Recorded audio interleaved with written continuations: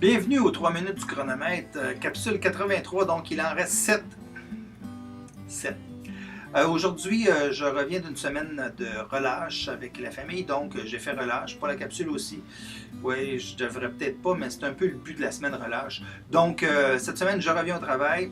Et puis, qu'est-ce qu'on fait quand on revient au travail? Bien, on refait de la planification. C'est-à-dire qu'on revoit notre liste de to-do, on la réorganise pour être sûr que ce qui est tombé entre les cracks pendant les vacances, on est capable de le récupérer. Et c'est super important que ce soit la première chose à faire le matin. Et c'est souvent ce que je fais les premières 15, 20, 30 minutes, des fois 2 heures, de revoir mes to-do, de les réorganiser, de regarder qu'est-ce que je peux faire cette semaine. Ça donne que cette semaine, j'ai 4 jours d'intervention, donc je ne peux pas faire trop de suivi.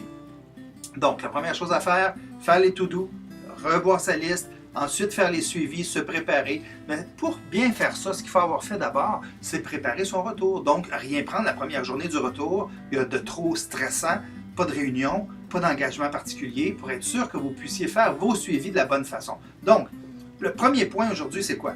C'est planifier une journée vide.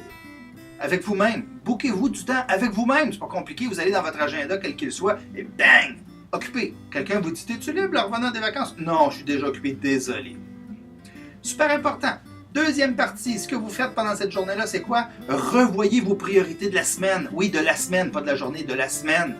Donc, ça veut dire que vous avez déjà préparé tout ça avant de partir. Et troisièmement, faites toutes les choses qu'il y a à faire aujourd'hui pour être sûr que votre semaine va être correcte. Alors ça, c'est l'espèce de grande planification, le grand processus de planification qui est toujours le même. Vous planifiez votre planification finalement. Ça a l'air un petit peu étrange comme ça, mais c'est super génial. Vous allez voir, essayez-le, c'est génial.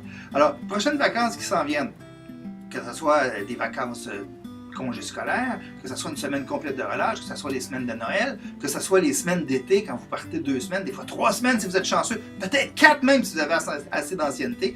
Mais planifiez votre retour, une journée, des fois 2 jours en revenant, où vous ne faites rien d'autre que revoir vos priorités, faire vos suivis. Et puis, un des avantages là-dessus, c'est assez important celui-là, c'est que vous allez garder le sourire pendant une journée complète plutôt que de retomber dans le marasme du quotidien qui est si banal et effrayant dans certains cas. Alors, planifiez-vous du temps pour revoir vos priorités, faites votre planification comme il faut, vous allez voir, tout découle très bien. Le truc là-dedans, c'est de le faire en revenant de chaque fin de semaine, finalement. Les premières heures au retour, vous retombez tranquillement dans vos priorités, vous replanifiez votre semaine parce que ça change tout le temps. Alors, 84 la semaine prochaine, il n'en reste que 6 ensuite. Salut!